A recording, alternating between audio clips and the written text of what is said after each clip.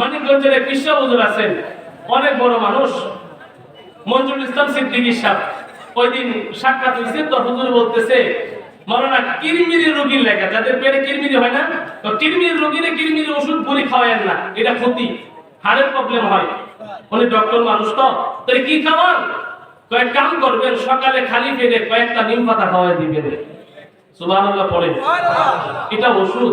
তো নিম পাতা কয়েকটা খাওয়াই দিবেন, দেখবেন ওর পেটের মধ্যে কিরমিরি জীবন হইব না। দেখো নিম পাতা উপকার নেই, কিন্তু উপকার নেই, কিন্তু খাইতে মজা না তিতা, মিষ্টি না তিতা। আল্লাহ তাআলা ঠিক কয়, ওয়াসা আন তাকরাহু শাইআন ওয়া হুয়া খায়রুল লাকুম ওয়া আসা আন তুহিব্বু শাইআন ওয়া হুয়া শাররুল লাকুম। আল্লাহ তাআলা পরে মজা করে বলেন, আল্লাহু ইয়ালামু ওয়া আনতুম লা তা'লামুন। হে নবী, আপনি জানিয়ে দেন, ওরা এটা বুঝে না, আমি আল্লাহ সব বুঝি। ওরা মজা যেটা লাগে এটার মধ্যে অকল্যাণ, মজা লাগে না যেটা এটার মধ্যে কল্যাণ। কে কয়? আরো জোরে কোন কে কয়?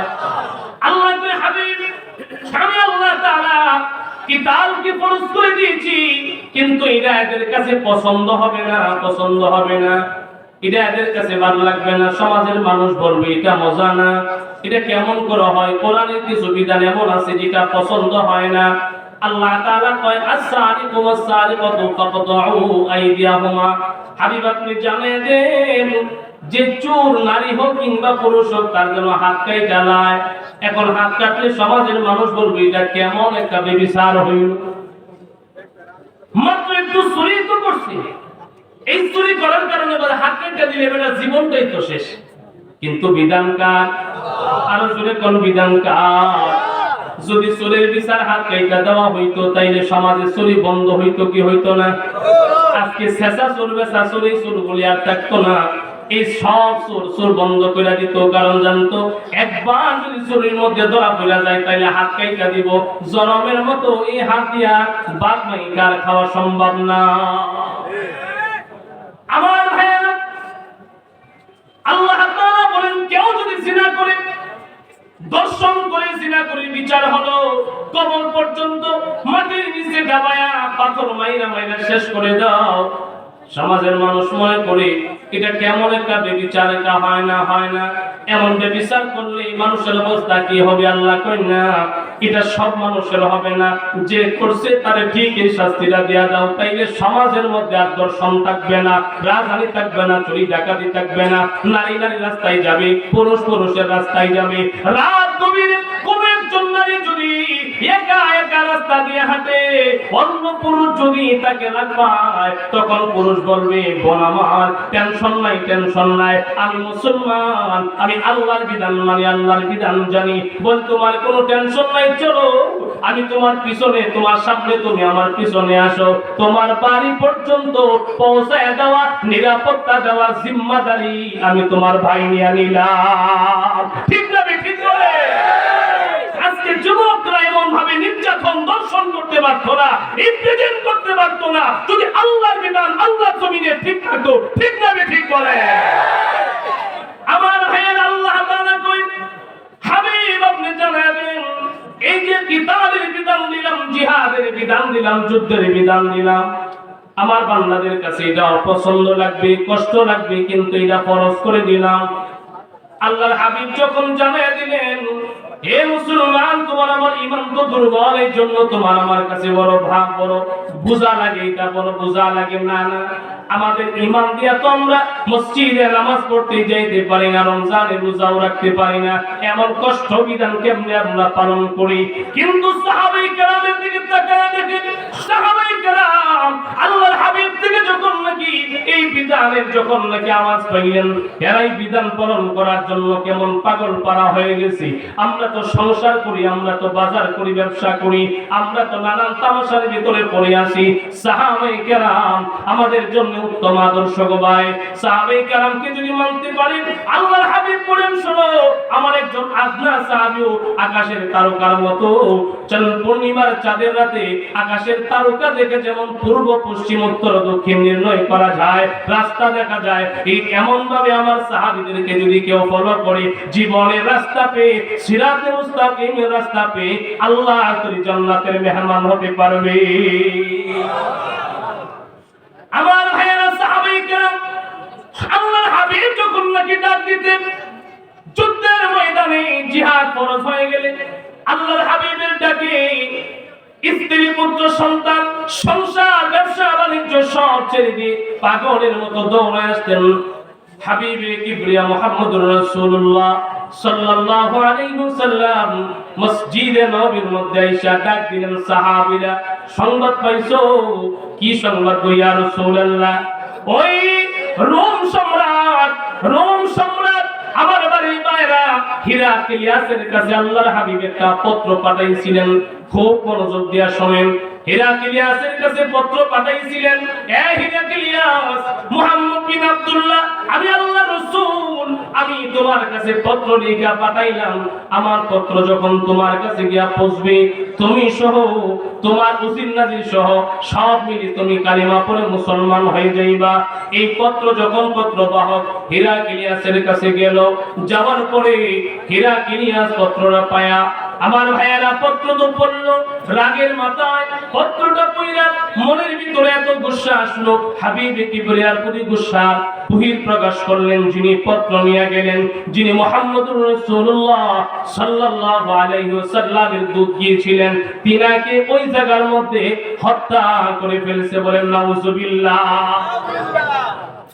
আমার ভাইয়েরা, তখনকার সময় কোন রাষ্ট্রদূত বা ব্যক্তির দূতকে হত্যা করে চরমভাবে অন্যায় ছিল, চরমভাবে এটা আমার ভাইয়েরা অযৌক্তিক ছিল। রাষ্ট্রদূতকে মারা সম্ভব না, এটা বেআইনি কাজ।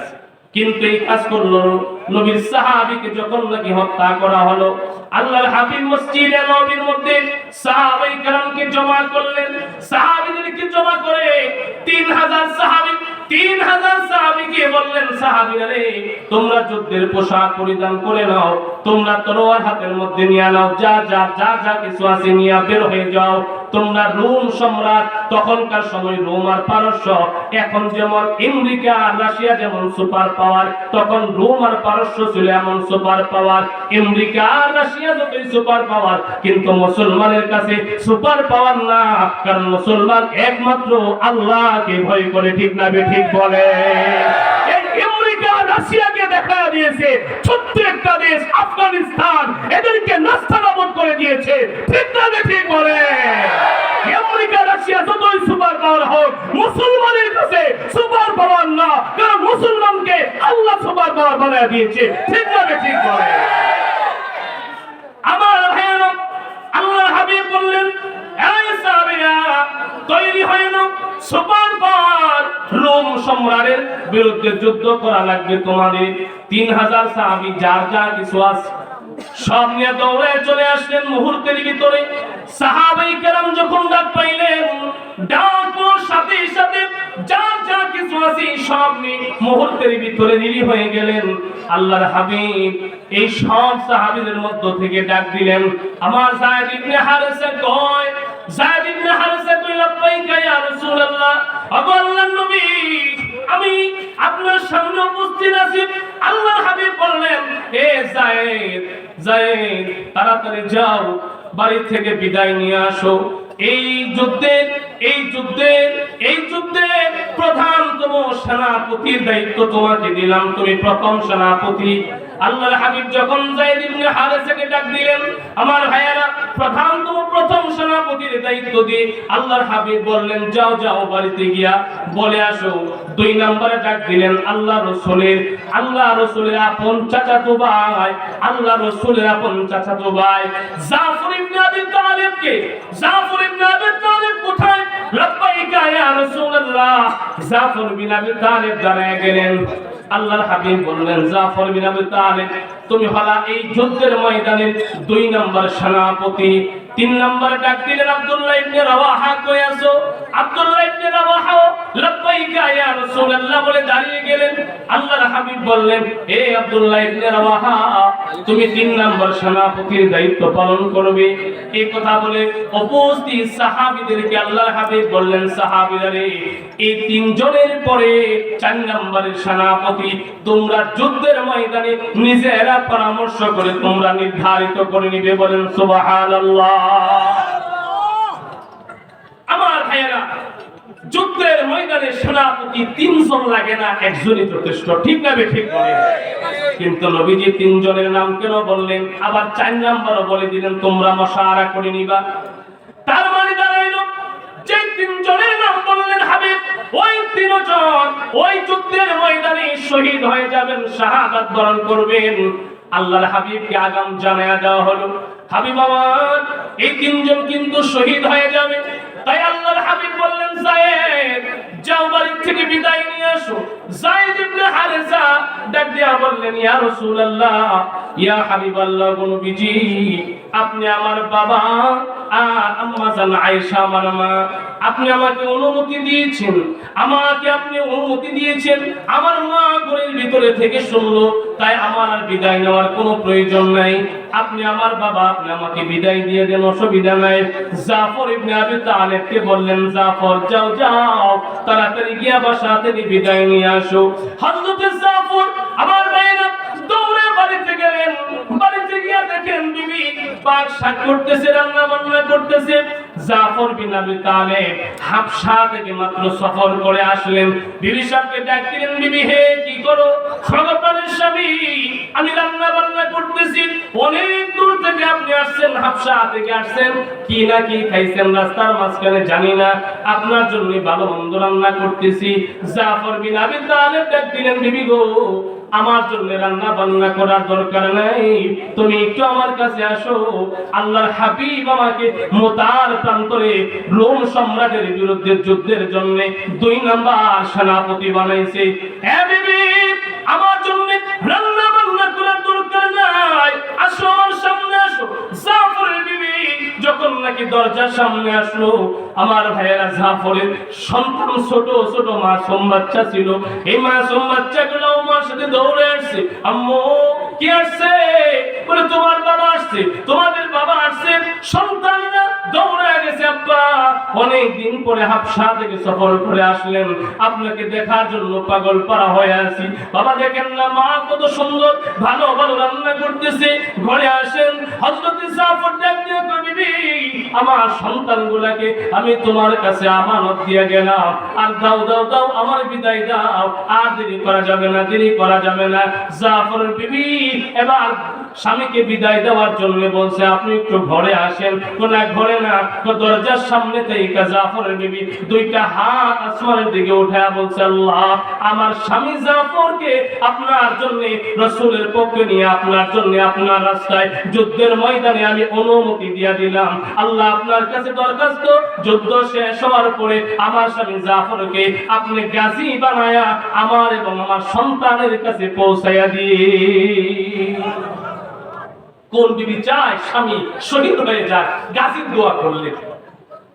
আমার ভাইয়েরা, হযরত জাফর বিন আবি তালেব তলোয়ার হাত থেকে, তলোয়ার খাপ থেকে বের করে তলোয়ারের উল্টা পিঠ দিয়ে হাতের মধ্যে আস্তে করে একটু চাপ দিয়ে একটু আঘাত করে, মৃদু আঘাত করে বললেন, বিবি হে এই দোয়া করো না, কারণ এই দোয়া কবুল হবে না। সরকারের দোয়া, নবীর দোয়া কবুল হয়ে গেছে, এই জন্য তোমার দোয়া আসমানে উঠবে না। আল্লাহ রাসূল আমার পরম সেনাপতির জিম্মাদারি আব্দুল্লাহ ইবনে রাওয়াহাকে দিয়েছেন, তাই নির্ঘাত নিশ্চিত আমি ওই মাটি শহীদ হয়ে যাব, শাহাদাত বরণ করব। দুনিয়ায় তোমার সাথে তোমার সন্তানের সাথে আর দেখা হবে না, মৃত্যুর পরে দেখা হবে জান্নাতের সিঁড়িতে। আল্লাহু আকবার। আমার ভাইয়েরা, 3 নম্বর সেনাপতি হলেন আব্দুল্লাহ ইবনে রাওয়াহা। আব্দুল্লাহ ইবনে রাওয়াহা মদিনাতুল মুনাওয়ারা মসজিদে নববী থেকে দৌড়ে বাড়িতে গেলেন যিনি সবেমাত্র গত রাতে বিয়ে করে নতুন বউ ঘরের ভিতরে আনছিলেন। নতুন বউর সাথে এখনো কিন্তু তার বাসরও হয় নাই, চেহারাটাও ভালো করে দেখে নাই। ঘরের দরজার সামনে গিয়ে দেখেন দরজাটা ভিতর থেকে বন্ধ করা, ঘরের ভিতরে মিটি মিটি আলো জ্বলতেছে, আর এরকম ভাবে আওয়াজ বের হচ্ছে আল্লাহর কালামে পাক কোরআন তেলাওয়াত করতেছেন। নববধূ কোন সুবহানাল্লাহ, নববধূ কোরআন তেলাওয়াত করতেছে। হযরত আব্দুল্লাহ ইবনে রাওয়াহা আস্তে করে ঘরের মধ্যে আওয়াজ দিলেন, আওয়াজ দিয়ে সালাম দিলেন, আসসালামু আলাইকুম ওয়া রাহমাতুল্লাহ। ঘরের ভিতর থেকে সালামের জবাব, ওয়া আলাইকুমুস সালাম ওয়া রাহমাতুল্লাহি ওয়া বারাকাতুহু। প্রাণের স্বামী আব্দুল্লাহ ইবনে রাওয়াহা আসছেন নাকি? বলে হ্যাঁ। ওগো প্রাণের স্বামী, আমি তো আপনার জন্য ইন্তজার করতেছি, আসেন ঘরের দরজা খুলে দিবেন। এমন সময় আব্দুল্লাহ ইবনে রাওয়াহা বাহির থেকে ঘরের দরজা টান দিয়া ধরছেন। বিবি, না না না, ঘরের দরজা খোলা যাবে না, দরজা বন্ধ থাক। বলে কেন দরজা বন্ধ থাকবে? আপনি ঘরে আসবেন না? না, ঘরে আসা সম্ভব না। কেন আপনাদের স্বামী ঘরে আসবেন না? হে বিবি, আল্লাহর নবী আমাকে আমার ভাইয়েরা মুতার যুদ্ধে আমাকে 3 নম্বর সেনাপতির দায়িত্ব দিয়েছেন, ঘরে আসবো না, বিদায় দাও, বিদায় দাও, এখান থেকে আমাকে যুদ্ধের ময়দানে যাইতে হবে। আব্দুল্লাহ ইবনে রাওয়াহা বুঝতে আর বাকি নাই, সাহাবী মানুষ তো বুঝতে বাকি নাই, ডাক দিয়া বললেন, স্বামী হে, আপনি মনে করেছেন ঘরের ভিতরে আসলে আপনাকে প্রেম নিবেদন করব, আমি আপনাকে কিছু কথা বলবো, আপনি আমার চেহারা দেখে মনে হয় আপনি আমার প্রতি আকৃষ্ট হয়ে যুদ্ধের কথা বলে যাবেন? না না, আল্লাহর কসম করে বলি, হাবিবের কথায় আপনার যেমন আনুগত্য আছে ঠিক আমারও তেমন। আমি আপনাকে কোনো প্রেম নিবেদন করব না, ভালোবাসবো না। আপনি আমার ঘরের ভিতরে একটু আসেন, আমি আপনার পায়ে একটু সালাম করে দেই, আর আপনার চেহারাটা এক নজর দেখিয়ে দেই। কারণ আপনি যখন শহীদ হয়ে যাবেন হাসরের কঠিন ময়দানে কোটি কোটি মানুষের সামনে, যেন আমি আপনার চেহারা দেখে আপনাকে আমি স্বামী হিসাবে আমি আপনাকে বাছাই করে আল্লাহর তরি জান্নাতে যেন আপনার সাথে যাইতে পারি। আমার ভাইয়েরা, আব্দুল্লাহ ইবনে রাওয়াহা ডাক দিয়া কই, বিবি, দুনিয়ার মধ্যে আমার চেহারা দেখা লাগবে না, আমি শহীদ হয়ে গেলে তুমি যদি তোমার সতীত্বকে হিফাজত করে তুমি যদি আমার জন্য অপেক্ষমান থাকতে পারো, আল্লাহর কসম করে বলি, হাসরের কঠিন ময়দানে মহান আল্লাহ নিজ জিম্মায় তোমারে আমার লগে পরিচয় করায় আমার সাথে আল্লাহর তরি জান্নাতে চলে যাবে। সাহাবায়ে কেরামের অবস্থান ছিলেন এমন। আমার ভাইয়েরা, সময় সংক্ষিপ্ত হওয়ার কারণে এই 3 জন সাহাবী এক এক করে যুদ্ধের ময়দানে গেলেন, মোতার প্রান্তরে গিয়ে এক এক করে যুদ্ধ করলেন। প্রত্যেকটা সাহাবী যখন শহীদ হন, মর্মান্তিক এক অবস্থান ছিল, সময়ের অপেক্ষায় বলতে পারলাম না। প্রত্যেকে শহীদ হয়ে গেলে 4 নম্বর শাহাদাত, 4 নম্বর সেনাপতির দায়িত্ব পান হযরতে খালিদ ইবনে ওয়ালিদ রাদিয়াল্লাহু আনহু। খালিদ ইবনে ওয়ালিদ একটা না, দুইটা না, চারটা না, পাঁচটা না, 9টা তরবারি ভাঙেন। এই রোম সম্রাটের বাহিনীর বিরুদ্ধে 9টা তলোয়ার ভাঙার পরে হযরতে খালিদ ইবনে ওয়ালিদ পিছনের সাথীদেরকে বললেন, আমাকে আরেকটা তলোয়ার দাও না, আরেকটা তলোয়ার দাও না, আরেকটা তলোয়ার দাও না, আমি বিজয় করেই আসবো। বলে একজন মানুষ 9টা তলোয়ার চালায়, কেমনে চালায়? বলে এক একটা তলোয়ার যখন চালায়, বলে ওই কাফের সৈনিকেরা বলে, আমরা তলোয়ারটা যখন নারী তাকবীর আল্লাহু আকবার করে আঘাত আনে, তখন মনে হয় আকাশ থেকে বিদ্যুৎ চমকায়। এই যুবকেরা মুসলিম সৈনিক তারাই ছিলেন। খালিদ ইবনে ওয়ালিদ 9টা তরবারি ভেঙে যখন নাকি সামনের দিকে অগ্রভাগে চলে গেলেন, একজনকে বললেন, দেও না আরেকটা তলোয়ার, দেও না আরেকটা তলোয়ার। ওগো আল্লাহর নবীর সৈনিক, ওগো সেনাপতি, আরেকটা তলোয়ার দেন থেকে, আমাদের কাছে তলোয়ার নাই। খালিদ তার যা আছে তা দে। একজন দৌড়ে গিয়া তাবুর ভিতর থেকে খেজুরের ডাল নিয়ে এসে নেন তলোয়ার দিলাম। হযরত খালিদ ইবনে ওয়ালিদ খেজুরের ডাল দিয়ে সামনে আঘাত শুরু করলেন। বলে খেজুরের ডাল দিয়ে বাড়ি দেয়, বাড়ি লাগার কথা, কিন্তু খেজুরের ডাল দিয়ে আঘাত করলে, তলোয়ার দিয়ে আঘাত করলে যেই পরিমাণ লাগতো যেমন আঘাত পাইতো, বলে তলোয়ার থেকেও বেশি আঘাত পেয়েছেন, কারণ খেজুরের ডালকে তলোয়ার বানায় দিয়েছেন কে? আরো জোরে কোন কে? খেজুরের ডালদা খালিদ বিন ওয়ালিদ যখন নাকি বিজয় অর্জন করলেন, মুসলমানদের সবচেয়ে বড় বিজয় ছিল ওই মুতার প্রান্তরে রোম সম্রাটের বিরুদ্ধে বিজয় ছিল। এই বিজয় যখন মুসলমানদের চলে আসে, গোটা বিশ্বের সকল কাফির জনগোষ্ঠী থরথর করে কাঁপতে শুরু করছে। মনে রাখেন, শুনেন, এখনো বর্তমান সময়ে আফগানিস্তানের মুজাহিদরা, তালিবানরা যখন নাকি রাশিয়া এবং আমেরিকা থেকে যখন নাকি এদের মতো সুপার পাওয়ারকে যখন 20 বছর যুদ্ধের পরে এদেরকে পরাজয় করে এদেরকে নাস্তানাবুদ করে ওরা পালিয়ে যেতে বাধ্য হয়েছে। এখন গোটা বিশ্বের কাফেররা কুফর শক্তিগুলো এখন ভয় করে যারা মুসলমানদের মধ্যে এখনো খালিদ বিন ওয়ালিদ 80 মুতার প্রান্তরের সৈনিকেরা এখনো আফগানে আছে। আমি বলি আল্লাহর কসম, আফগানের মুজাহিদদের মতো যদি বাংলার মুজাহিদ হয়ে যায়, আফগানিস্তানের মুজাহিদের মতো পাকিস্তানের মুজাহিদ হয়ে যায়, আফগানের মুজাহিদদের মতো গোটা বিশ্বের মুসলিম যখন হয়ে যাবে, গোটা বিশ্বের কাফেররা থরথর করে কাঁপবে। ঠিক না ঠিক বলে? থরথর করে কাঁপবে। ঠিক না ঠিক বলে? আল্লাহ কবুল করুক, বলেন আমিন। আলোচনা বলেন আমিন।